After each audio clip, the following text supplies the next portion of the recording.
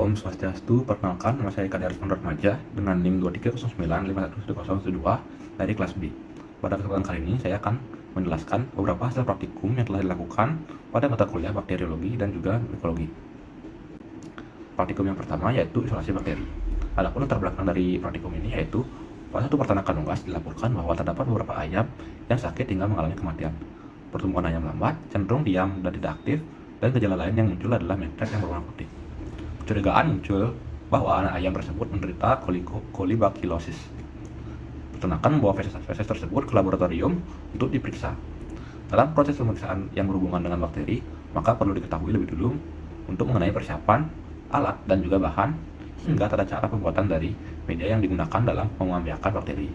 Melalui proses tersebut, nantinya akan dapat teridentifikasi kebenaran dari kecurigaan yang berasal dari gejala-gejala awal. Yang selanjutnya ada metode kerja. Pertama itu alat bahan, yang pertama OSE, needle, cawan Petri, api busan, autoclave, inkubator, timbangan, tabung Erlenmeyer, hot plate, dan magic stirrer. Yang kedua yaitu ada media dan bahan. Yang pertama media umum, yang kedua nutrien agar, yang ketiga aquades, yang keempat feses ayam. Selanjutnya ada metode kerja yang dapat dibaca di layar. Selanjutnya yaitu ada hasil. Ini merupakan hasil dari media umum yang telah diisolasi bakteri selama 24 jam. Selanjutnya yaitu pembahasan. Berdasarkan hasil dari praktikum yang sudah kami lakukan, media yang digunakan pada praktikum kami ialah media umum, di mana media ini secara kasat mata hanya dapat melihat pertumbuhan koloni bakteri. Berbeda dengan dua jenis media lainnya, dari penelitian tersebut ditemukan bahwa untuk mengembangbiakan bakteri dibutuhkan setidaknya media umum yaitu nutrien, sehingga nantinya Na yang berbentuk medium bisa membentuk padatan, di mana merupakan perpaduan dari bahan ilmiah dengan senyawa kimia lainnya. Penggunaan media umum menyebabkan sulitnya mengidentifikasi koloni bakteri dan mikroorganisme yang tumbuh pada media agar. Akibatnya pada feses ayam tersebut kami mencurigai mengandung beragam koloni bakteri. Selanjutnya yaitu kesimpulan. Karakteristik identifikasi koloni mikroba hasil isolasi merupakan salah satu bagian dalam mengidentifikasi mikroba. Agar dapat mengidentifikasi bakteri yang terdapat pada feses ayam, sebaiknya menggunakan media diferensial ataupun media selektif. Karena dengan menggunakan salah satu tipe media tersebut dapat memudahkan kita untuk memperkirakan jenis bakteri apa yang menginfeksi ayam tersebut.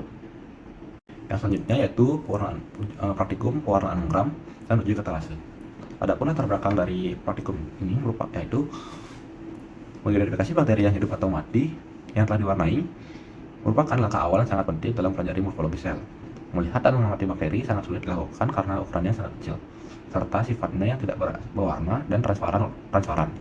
Oleh karena itu, metode pewarnaan atau pengecatan dilakukan untuk memudahkan identifikasi tersebut.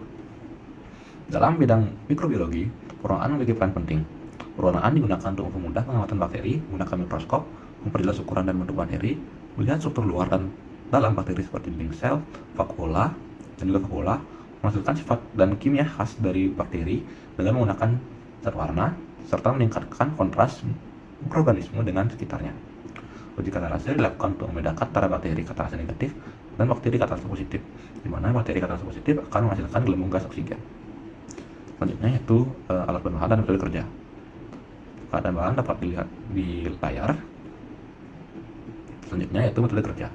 Yang pertama, siapkan preparat. Kemudian teteskan 2-3 tetes warna, yaitu kristal violet pada permukaan gelas objek, dan biarkan selama 1 menit. Setelah didiamkan selama 1 menit, cucilah dengan air mengalir lalu keringkan. Kembali tetesi dengan larutan iodin guna menutupi permukaan bakteri dengan larutan pewarna dan diamkan selama 1 menit. Cuci sisa iodin dengan air mengalir lalu keringkanlah. Keringkanlah gelas objek sambil diserami permukaan gelas dengan larutan alkohol sampai larutannya tidak berwarna. Perkiraannya yaitu selama 30 detik. Selanjutnya, cuci dengan air mengalir dan keringkan. Teteskan kembali dengan warna penutup yaitu safranin dan diamkan selama 2 menit. Dan cuci kembali. Kemudian amatilah preparat dengan mikroskop pada pembesaran 100 kali. Ditetesi dengan minyak emersi. Lalu lihatlah jika warna merah akan merujuk pada gram negatif, sedangkan bila warna biru akan menjadi gram positif.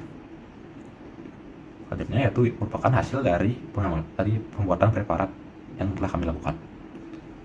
Dari hasil pengamatan yang saat melakukan praktikum, tampak bakteri berbentuk batang yang samar-samar. Pada bagian gambar kanan terlihat jelas bakteri gram negatif berwarna merah berbentuk batang atau bacillus. Selanjutnya yaitu pembahasan. Setelah observasi di bawah mikroskop ditemukan bahwa bakteri yang terkandung dalam kultur dari feses yang telah dibiarkan berbentuk batang dengan warna pink atau merah muda setelah dilakukan pewarnaan gram. Hal ini terjadi karena dinding sel bakteri gram negatif yang terdiri atas lipid akan diekstraksi oleh alkohol dan meningkatkan permeabilitas dinding sel, membuat lapisan peptidoglikan yang tipis tidak mampu mempertahankan warna ultraviolet. Dan hal ini menjadi bukti bahwa bakteri tersebut adalah bakteri bergram negatif. Selanjutnya yaitu kesimpulan. Mengidentifikasi bakteri setelah diwarnai penting untuk memahami sifat dan bentuknya. Pewarnaan bakteri memudahkan penglihatan dan klasifikasi. Pewarnaan gram membedakan bakteri menjadi gram positif dan gram negatif. Gram positif memiliki dinding sel yang sederhana dan mudah menyerap warna, sementara gram negatif memiliki dinding sel yang kompleks dan tidak mudah untuk menyerap warna. Bakteri gram negatif lebih berbahaya karena biasanya memiliki lipopolisakarida dan membran luar yang dapat menyebabkan reaksi inflamasi dan toksisitas yang lebih tinggi. Setelah pewarnaan, uji katalase bisa digunakan untuk membedakan. Selain pewarnaan, uji katalase juga bisa digunakan untuk membedakan aktivitas bakteri. Dengan memahami ini, kita bisa dapat mudah untuk mengenali dan mengidentifikasi bakteri. Selanjutnya yaitu uji praktikum identifikasi kuman dan uji biokimia dan gula-gula. Yaitu yang pertama yaitu latar belakang. Identifikasi bakteri merupakan tahap lanjutan dari isolasi bakteri. Identifikasi bakteri selain dapat menggunakan teknik pewarnaan gram dapat juga dilakukan dengan uji biokimiawi. Ujian ini bertujuan untuk memberikan pemahaman terkait dengan karakteristik dan perilaku berbagai mikroorganisme patogen. Secara keseluruhan, praktikum ini akan menunjukkan bahwa identifikasi bakteri dengan uji biokimia dan gula-gula adalah salah satu cara atau metode yang efektif untuk mengidentifikasi kuman atau bakteri. Selanjutnya adalah bahan yang dapat teman-teman lihat di layar. Selanjutnya yaitu cara kerja. Yang pertama yaitu triple sugar iron agar.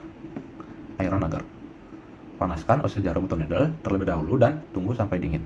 Ambil sedikit koloni bakteri dan biarkan bakteri lalu tanam dengan cara menusukkannya pada bagian tegak media. Kemudian angkat needle lalu usapkan pada bagian miring media, lalu inkubasi dengan suhu 37 derajat Celcius selama satu malam. Nah, selanjutnya yaitu sulfide indole motility. Panaskan terlebih dahulu ose jarum lalu didinginkan. Ambil sedikit biakan bakteri lalu tanam dengan tusukan pada media SIM lalu diinkubasi dengan suhu 37 derajat Celcius selama satu malam.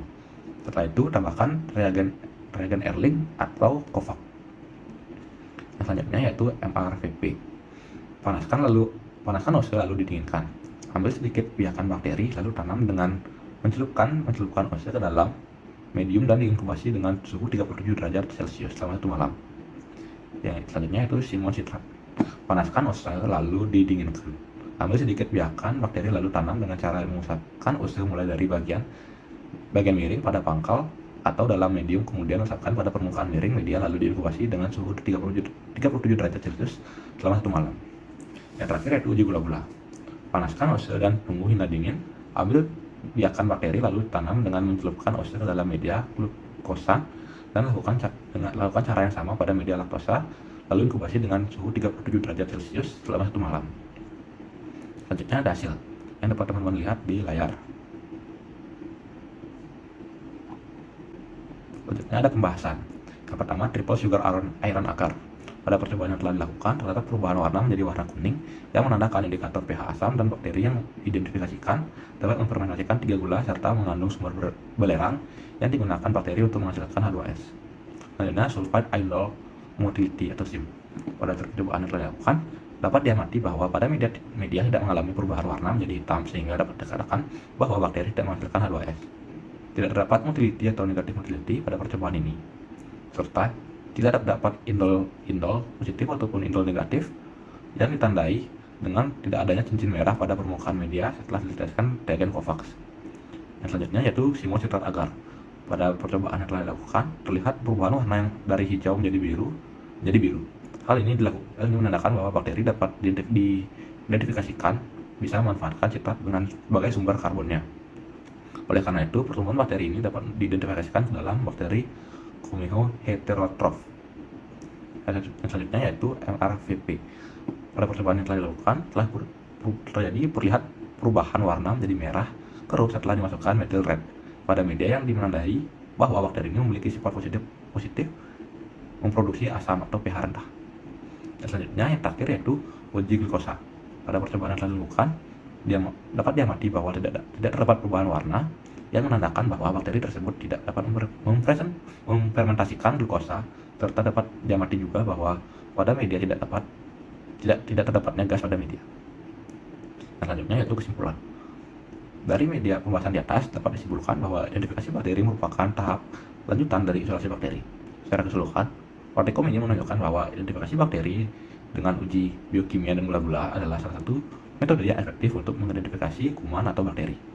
Namun tidak dapat dipungkiri bahwa setiap bakteri yang diuji akan menghasilkan hasil yang sama berdasarkan dengan modul materi. Dikarenakan pasti terjadi hal-hal yang di luar kendali seperti human error dan juga kurangnya kemampuan bakteri dalam bereaksi dengan setiap uji yang dilakukan. Dan selanjutnya, atau praktikum yang terakhir yaitu uji sensitivitas kuman.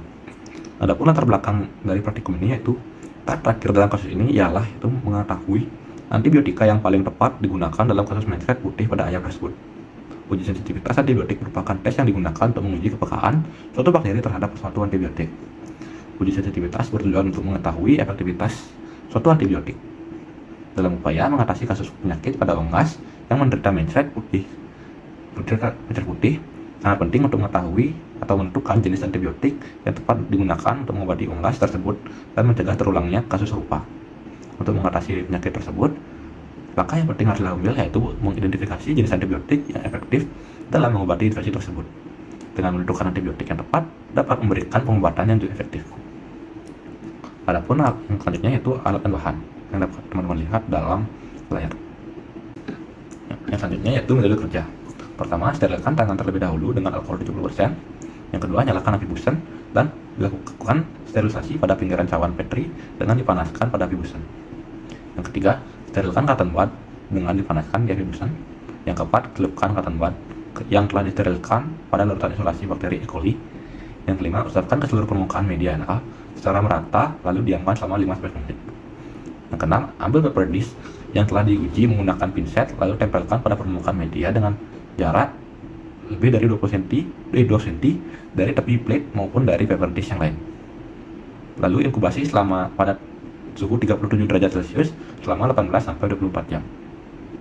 Yang terakhir yaitu amati dan ukur diameter killing zone pada masing-masing paper dish. Berikutnya yaitu hasil dari uji sensitivitas kuman yang telah kami lakukan. Yang selanjutnya yaitu pembahasan. Uji sensitivitas antibiotik pada Escherichia coli, penyebab Helicobacillus pada ayam, sangat penting untuk menentukan efektivitas antibiotik dalam menangani infeksi ini di peternakan unggas. Uji sensitivitas bakteri terhadap antibiotik menggunakan metode Gribby-Bauer.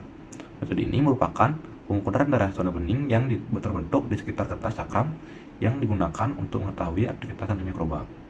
Zona hambatan yang lebih luas menunjukkan sensitivitas yang lebih tinggi terhadap antibiotik. Hasil uji menunjukkan bahwa Escherichia coli menunjukkan sensitivitas yang signifikan terhadap bacitracin, streptomycin, doxycycline, dan chloramphenicol dengan zona inhibis masing-masing lebih dari 20 mili, 25 mili, 23 mili, dan juga 24 mili. Hal ini menunjukkan bahwa antibiotik tersebut efektif dalam menghambat pertumbuhan bakteri. Dengan memilih antibiotik yang sesuai berdasarkan hasil uji sensitivitas ini, peternakan dapat lebih efektif dalam mengelola penyakit ini dan meminimalkan dampak negatif yang dapat terjadi di kesehatan unggas. Dan selanjutnya yaitu kesimpulan. Dalam praktikum ini, identifikasi bakteri dilakukan dengan berbagai tes uji biokimia dan menggunakan media khusus seperti TSIA, SIM, MRV, SCA, dan uji glukosa yang memungkinkan pengamatan terhadap sifat biokimia dan metabolisme bakteri. Hasil pengamatan menunjukkan bahwa bakteri yang diidentifikasi kemungkinan besar dari golongan Enterobacterias seperti E. coli karena mampu memfermentasi gula dalam TSA dan menghasilkan H2S serta memanfaatkan sitat sebagai sumber karbon dalam SCA. Uji MRVP menunjukkan produksi asam, sedangkan uji glukosa menunjukkan kemampuan bakteri untuk memfermentasi glukosa. Meskipun metode ini tidak efektif untuk mengidentifikasi bakteri, hasilnya dipengaruhi oleh faktor seperti terjadinya kesalahan manusia dan reaksi yang berbeda antara jenis bakteri terhadap uji yang dilakukan, sehingga penting untuk memperhitungkan variabel-variabel ini dalam interpretasi hasil. Sekian dari pemaparan materi yang saya dapat sampaikan. Jika ada kesalahan kata saya mohon maaf. Sekian, terima kasih.